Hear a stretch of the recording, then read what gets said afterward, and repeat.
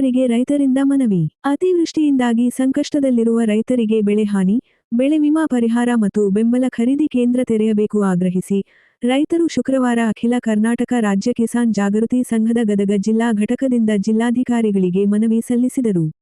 ಬೆಳೆ ಸಾಲ ತೆಗೆದುಕೊಂಡ ರೈತರಿಗೆ ಬ್ಯಾಂಕ್ನಿಂದ ನೋಟಿಸ್ ಕಳಿಸುತ್ತಿದ್ದು ಈ ಕುರಿತು ಕ್ರಮ ಕೈಗೊಳ್ಳಬೇಕೆಂದು ಅನ್ನದಾತರು ಆಗ್ರಹಿಸಿದರು.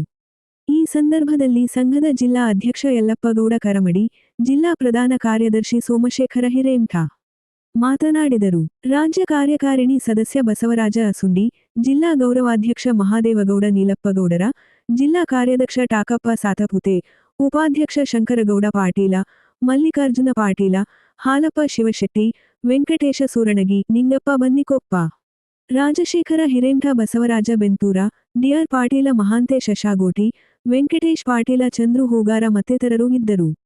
ವರದಿ ನಾಗರಾಜ ಹಣಗಿ, ಪ್ರಜಾಧ್ವನಿ ಲಕ್ಷ್ಮೇಶ್ವರ.